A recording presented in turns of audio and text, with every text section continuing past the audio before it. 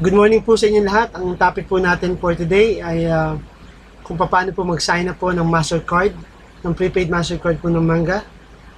Ang bago po natin din ay UPay po, UPay card. So, ang gawin nyo lang po, pupunta po tayo sa Manga World Unlimited official website. So, www.type nyo po yan, mangaworldunlimited.com. Right, dyan po ang official website po ng ating company. Okay? Yan po.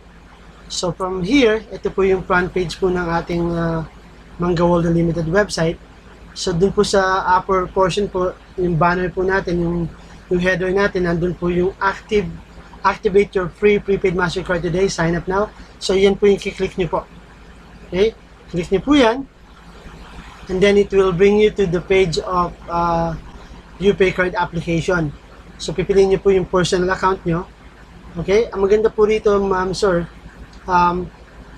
pagka po nakasign up po kayo dito at meron na po, order po kayo ng $5 po na virtual na Mastercard mo, kahit wala pa ho yung plastic card mo, pwede ka na ho mag-shopping online kahit saan pong online stores.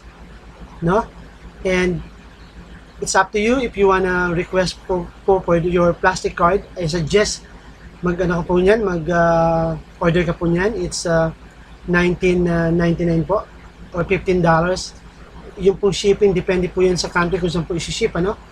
At ang maganda rito, ma'am, sir, pagka meron ka ng virtual or meron ka ng plastic card, real time na po yung commission niyo po. Pagka may commission kayo, right away, makukuha niyo na, makaka-withdraw kayo sa more than 5 million ATM machine worldwide po. Basta may Mastercard po yan, you can use up to $700 po ang withdrawal limit mo per day.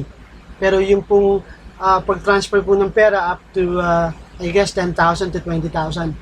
Yung pong pag-transfer mo po from UPay card to your bank or BPI or Union Bank, ganyan po, kaganda to. Alright? So pipilapan niyo po lang dito. Think of your username, the shorter the better, and then your password. Okay, kukonfirm niyo po yung password niyo, your address, and then your city. Piliin niyo po yung Philippines dito, no? Ang Philippines. Okay.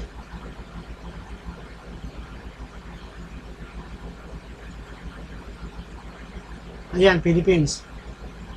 And then, ang kailangan lang po dito ay isang ID or dalawang ID, passport number mo, saka yung LTO driver's license mo, or any kind of government ID po na inisyu sa inyo. Okay? So, ganun lang po kabilis, ganun lang po kadali ang mag-sign up po ng Mastercard. Now, sa next topic ko po sa inyo, tuturo ko naman po sa inyo paano po gamitin yung pong ating UPay card ng back office para malaman natin kung paano mag-transfer ng money, paano mag-withdraw ng money. So, yun po yung next topic natin. Kailangan po mapanood niyo po yan. Salamat po sa inyo lahat.